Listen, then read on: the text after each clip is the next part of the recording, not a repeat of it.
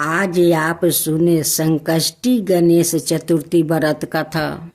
पूर्व काल में राजाओं में श्रेष्ठ राजा नल था। उसकी रूपवती रानी का नाम दमयंती थी। शराप वश राजा नल को राज चतु खोना पड़ा और रानी के वियोग से कष्ट सहना पड़ा। तब दमयंती ने इस व्रत के प्रभाव से अपने पति को प्राप्त किया। राजा नल के ऊपर विपत्तियों का पहाड़ टूट पड़ा था। डाकुओं ने उनके महल से धन, गजशाला से हाथी और घोड़शाला से घोड़ा हरण कर लिया और महल को अग्नि से जला दिया। राजा नल भी जुए खेल कर सब हार गए। नल असहाय होकर रानी के साथ वन को चले गए। शराप बस स्त्री से भी वियोग हो गया। कहीं राजा और कहीं रानी दुखी होकर देश से टन करने लगे। एक समय वन में दमयंती को महर्षि शरभंग के दर्शन हुआ। दमयंती ने मुनि को हाथ जोड़कर नमस्कार किया और प्रार्थना की, प्रभु मैं अपने पति से किस प्रकार मिलूंगी। शरभंग मुनि बोले, दमयंती भादो की चौथ को एक दंत गजानंद की पूजा करनी चाहिए। तुम भक्ति और श्रद्धा पूर्वक गणेश से चौथ का व्रत करो, तुम्हारे स्वामी तुम्हें मिल जाएंगे।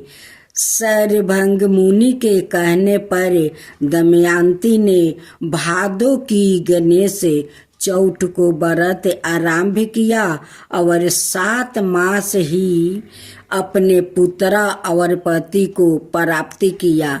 इस व्रत के प्रभाव से नल ने सभी सुख प्राप्ति किया।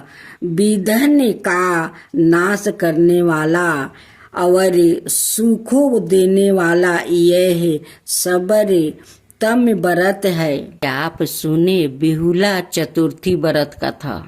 बिहुला चतुर्थी व्रत से संबंधित एक बड़ी ही रोचक कथा प्रचलित है। जब भगवान विष्णु का कृष्ण रूप में अवतार हुआ, तब उनकी लीला में शामिल होने के लिए देवी देवताओं ने भी गोप गोपियों का रूप लेकर अवतार लिया। कामधेनु नाम की गाय के मन में भी कृष्णा की सेवा का विचार आया और अपने अंश से बिहुला नाम की गाय बनकर नंद बाबा की गौशाला में आ गई। भगवान श्री कृष्णा का बिहुला गाय का बड़ा स्नेह था। एक बार श्री कृष्णा के मन में बिहुला की प्रतीक्षा लेने का विचार आया। जब बिहुला वन में चर रही थी, तब भगवान सिंह रूप में प्रकट हो गए। मौत बन कर सामने खड़े सिंह को देखकर बिहुला भयभीत हो गई, लेकिन हिम्मत करके सिंह से बोली, हे वनराज, मेरा बछड़ा भूखे है। बछड़े को दूध पिलाकर मैं आपका आहार बनने वापस आ जाऊंगी। सिंह ने कहा कि सामने आया आहार को कैसे जाने दूं? तुम वापस नहीं आई तो मैं भूखी रह जाऊंगा। बिहुला ने सत्य और धर्म की शपथ लेकर कहा कि मैं अवश्य वापस आऊंगी। बिहुला की शपथ से प्रभावित होकर सिंह बने श्री कृष्णा ने बिहुला को जाने दिया। बिहुला अपने बछड़े को दूध पिलाकर वापस वन में आ गई। बिहुला की सत्य निष्ठा देखकर श्री कृष्ण अत्यंत प्रसन्न हुआ और अपने वास्तविक स्वरूप में आकर कहा कि हे बिहुला, तुम प्रतीक्षा में सफल हुई। अब से भाद्रपद चतुर्थी के दिन गौ माता के रूप में तुम्हारी पूजा होगी। तुम्हारी पूजा करने वाले को धन और संतान का सुख मिलेगा। चौठ माता की जय हो, चौठ माता की जय हो। एक सेठ सेठानी थी, उनके एक बेटा और बहू थी। बहू सबको भोजन करवा के फिर सवाए भोजन करती थी। एक पड़ोसिन ऐसी भी थी जो रोज पूछती कि बहू आज क्या बनाया खाया है। बहू कहती, हे पड़ोसिन, ठंडो बासी। एक दिन उसके पति ने ऐसा सुनकर विचार किया कि आज तो पकवान बनाया जाए, फिर देखती हूँ कि मेरी पत्नी क्या कहती है।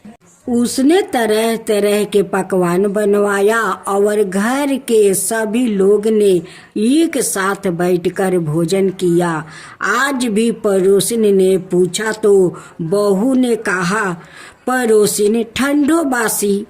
सेठ के लड़के ने सोचा कि कोई बात तो अवश्य है जिससे कि मेरी पत्नी ऐसी कहती है।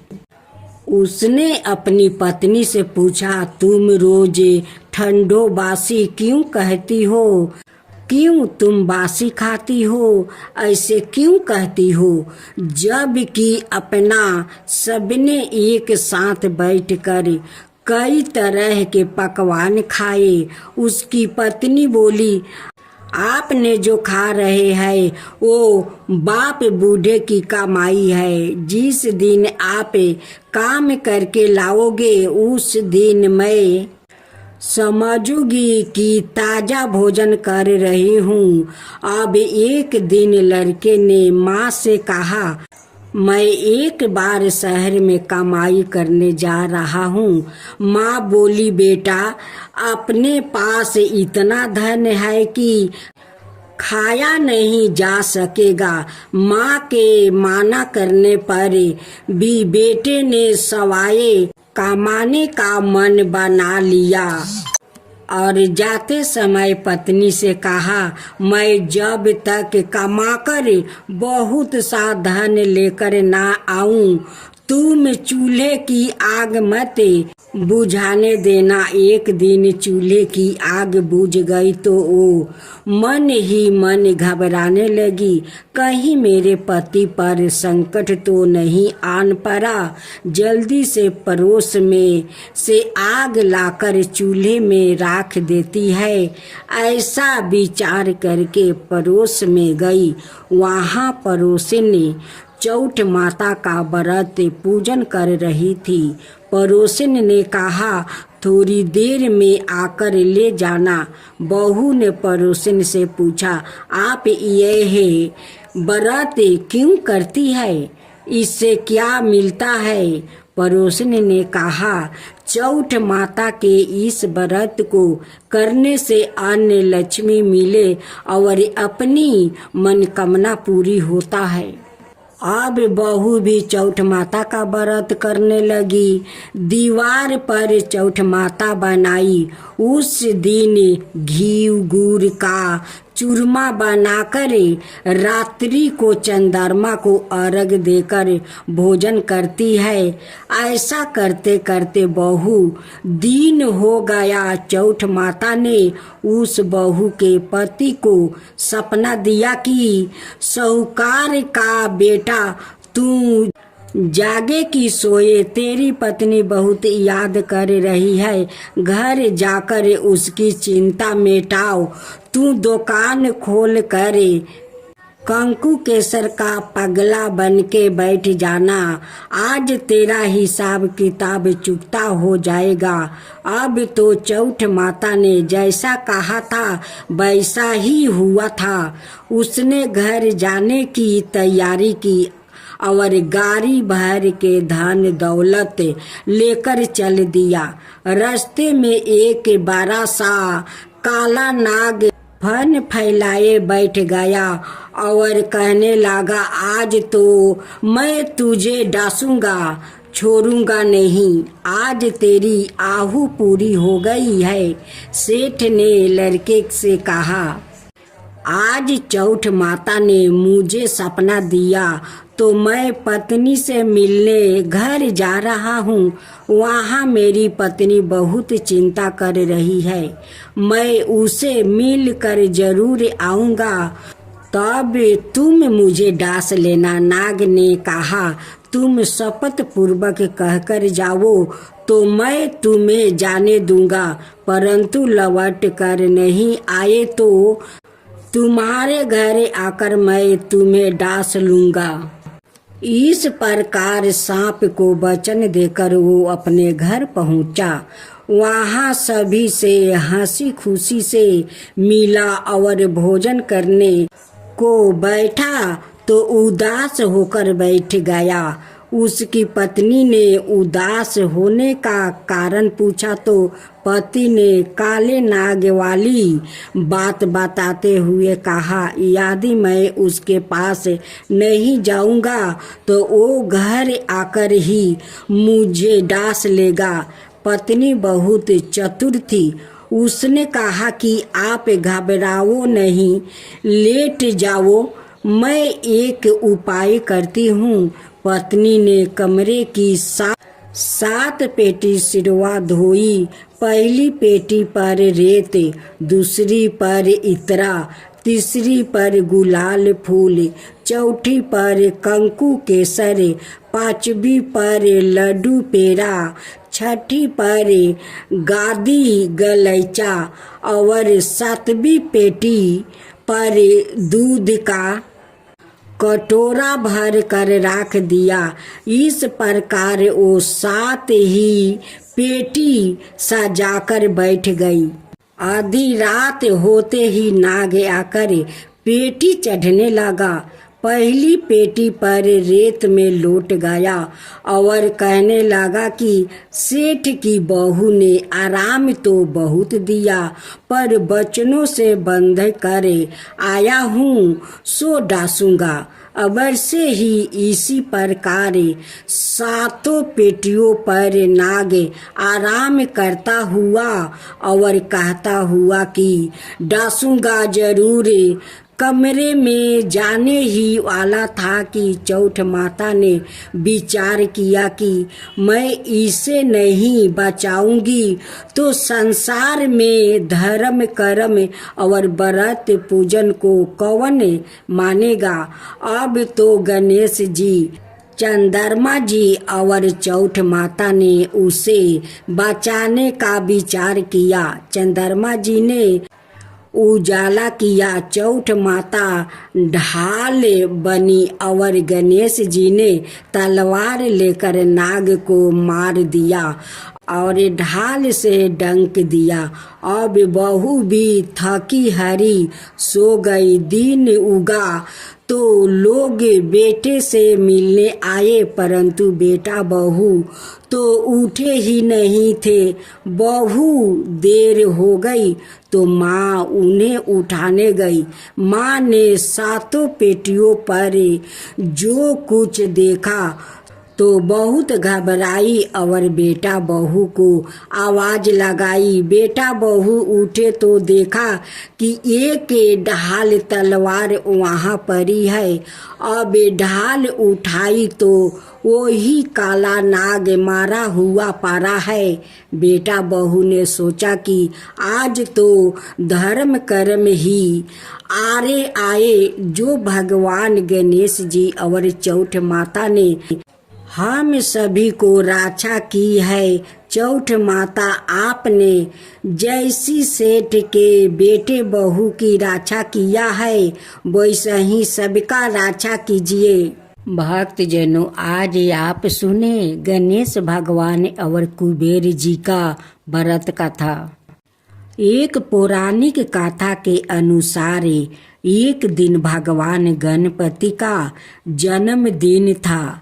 जन्मदिन का अवसर था, इसलिए बाल गणेश बेहद खुश था। कैलाश पर्वत पर खूब धूमधाम हो रही थी। उसी दिन धन के देवता कुबेर का आमंत्रण शिव जी के पास आया। शिव जी कुबेर के मन की अवस्था जानते थे। वो जानते थे कि वो अपने ऐश्वर्य का दिखावा करना चाहता है। उन्होंने गणपति जी को कुबेर के यहाँ दावत पर जाने के लिए कहा। अपने गणपति जी तो मिठाइयों को शौकीन था। खुशी खुशी तैयार हो गया और पहुंच गया कुबेर के यहाँ। कुबेर ने दावत दी थी, इसलिए इंतजाम भी बड़े पैमान पर किया गया था। तरह तरह के अनोखी के पकवान बनाया जा रहा था। विशेष रूप से मिठाइयाँ बहुत ही लाजवाब थी। पूरे वर्तमान में तरह तरह के पकवानों की खुशबू स्वादी महक तैर रही थी। विशेष रूप से गणपति जी के लिए मोदक बनाए जा रहे थे। उनमें मेवा मिश्री भरे जा रहे थे। लड्डुओं की खुशबू से बाल गणपति जी के नाथन फरकने लगे और मुंह में पानी आ गया। कुबेर की दावत में उन्होंने भरपूर पकवान खाए। ढेर सारी मिठाइयाँ खाने के बाद भी उनका मन नहीं भरा। उन्होंने सोचा कि कुछ मिठाई अपने बड़े भाई कार्तिक के लिए और कुछ अपने लिए भी ले लेता हूँ, जो कि बाद में खाऊंगा। इस तरह विचार करके उन्होंने ढेर सारी मिठाइयाँ एक पोटली में बांध ली। उस पोटली को उन्होंने अपनी गोद में रखा और अपनी सवारी मूषक राज पर सवार हो गए। सवारी पर सवार होकर वो रात में ही अपने घर कैलाश पर्वत की ओर चल दिया। रात का समय था। चारों तरफ चांदनी बिखरी हुई थी। शीतल बाहु शरीर में सिहरन पैदा कर रही थी। अधिक पेट भरा होने के कारण नींद के झोंके आने लगा। सुंदर वातावरण में मजे से मूषक राज धीरे धीरे गणपति जी को लेकर मस्त में चले। कूदते कूदते चले जा रहे थे। तभी अचानक फुसफुस सामने से एक सरफराज की फुफकार सुनाई दी। इससे चूहा डर गया और जोर से कूदा। गणपति जी का संतुलन बिगड़ गया और वो मिठाई सहित गिर पड़े। उन्होंने इधर उधर चारों तरफ देखा कि कोई देख तो नहीं रहा है। ना निर्जल रात्रि का समय था, वहाँ कोई नहीं था। हाँ, इससे गणपति जी को सांत्वना मिली और उन्होंने मिठाई को एकत्रित करना शुरू किया। तभी उन्हें हंसी की आवाज सुनाई दी। उन्होंने इधर उधर देखा, लेकिन कोई दिखाई नहीं दिया। हंसी को अपना भरम जानकर उन्होंने मिठाई को पुनः इकट्ठा करना शुरू कर दिया। उन्होंने मिठाई को अभी पूरा एकत्रित भी नहीं किया था कि उनकी नजरें आसमान में हंसते हुए चांद की तरफ गई। आसमान में चांद हंसते हुए लोटपोट हुआ जा रहा था। चांद उनके नाटे कद मोटे पेट, गज के सिर, मूसक की सवारी, और उस पर ढेर सारी मिठाइयाँ के बिखर जाने पर उनकी हंसी उड़ रहा था। भक्तों को विघ्न हरता गणपति जी का जो रूप अति प्रिय है, उस पर चंद्रमा हंस रहा था। इस पर गणपति जी को बड़ा गुस्सा आया और उन्होंने चांद को डांटते हुए कहा, तुम्हें अपनी सुंदरता पर बहुत घमंड है। तुम मेरी मदद करने के स्थान पर मुझ पर हंस रहे हो। और उन्होंने क्रोध में आकर चंद्रमा को श्राप दे दिया कि धीरे धीरे उसके शरीर साये होता जाएगा, उसकी सुंदरता समाप्ति हो जाएगी और वो गगन से भी लुप्त हो जाएगा। गणपति जी के श्राप देने के साथ ही चंद्रमा का धीरे धीरे हर्ष होने लगा और कुछ समय पश्चात वो पूरी तरह से लुप्त हो गया। चारों ओर अंधकार फैल गया। अनय वनस्पति और औषधियों मुरझा गई। औषधियों के अभाव में मनुष्य भीना बीमारियों से मरने लगे। संसार में चारों ओर हाहाकार मच गया। लोग मदद के लिए देवताओं को पुकारने लगे। लगता था जैसे संसार का अंत ही आ गया हो। देवताओं ने अग्नि और इंद्र देव को चंद्रमा के पास भेजा। अग्नि और इंद्र देव ने चंद्रमा को समझाया कि वो गणपति जी से क्षमा याचना करे और संसार का उद्धार करे। चंद्रमा ने उनकी बात मान ली। गणपति जी को प्रसन्न करने के लिए वो ढेर सारे लड्डू और मलपुए लेकर उनके पास पहुंचा।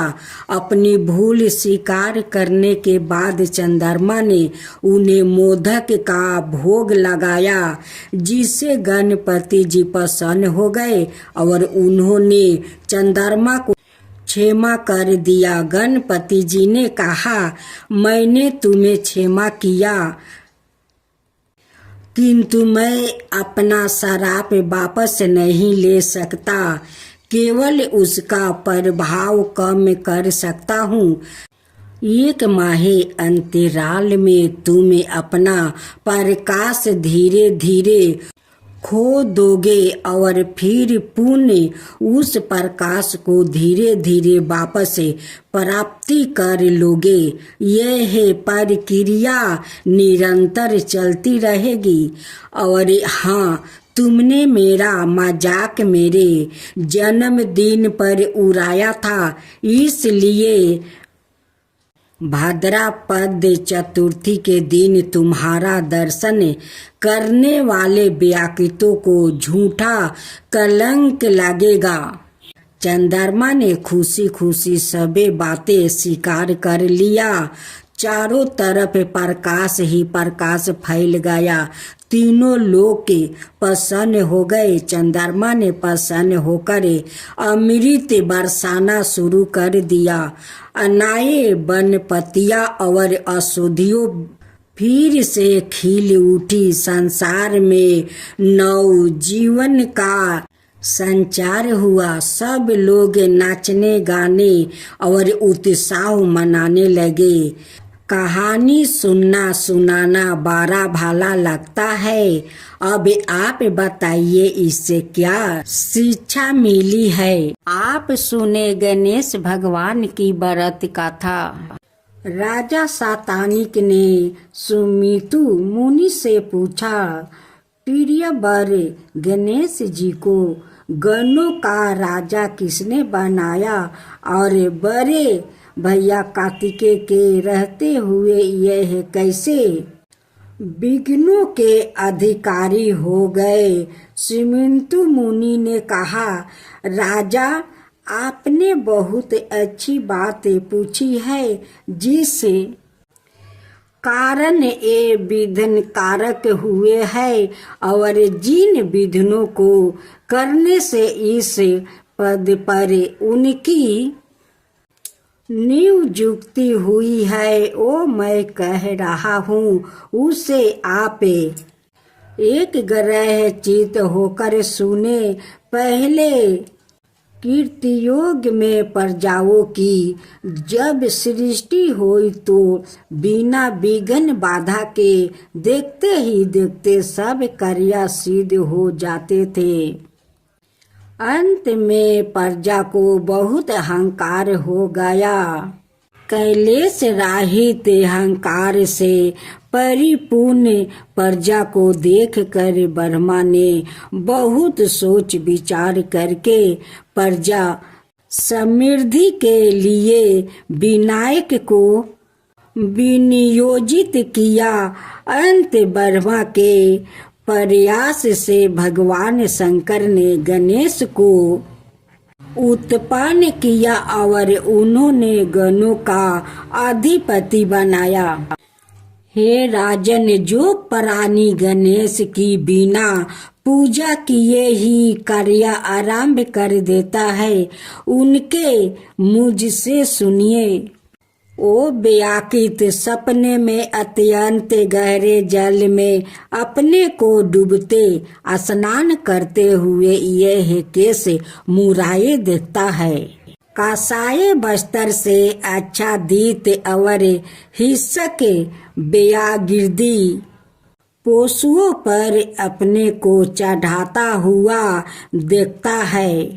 अत्यंत गर्भ और ऊंट आदि पर चढ़ाकर परिजनों से घेरा वो अपने को जाता हुआ देखता। हीन जो मानव केकरा पर बैठकर अपने को जल की तरंगों के बीच गाया हुआ देखता है और पैदल चल रहे लोगों से घेर कर यमराज के लोक को जाता है और जाते हुए अपने को सपने में देखता है। वो खुद ही अत्यंत दुखी होता है। जो राजकुमार सपने में अपने चिता और आकृति को विकृति रूप में अब स्थित कर वीर के फूलों की माला से विभूषित देखता है, वो उन भगवान विघ्नेश के द्वारे विघ्न उत्पन्न कर देने के कारण पूर्व वंशानुगत प्राप्त रज्या को प्राप्त नहीं कर पाता। वैसे को व्यापार में लाभ नहीं प्राप्त होता है और कृषक को कृषि कार्य में पूरी सफलता नहीं मिलती। इसलिए राजन ऐसे अशुभ सपनों को देखने पर भगवान गणपति की प्रसन्नता के लिए विनायक शांति करना चाहिए। विनायक की जय हो, विनायक जी की जय हो।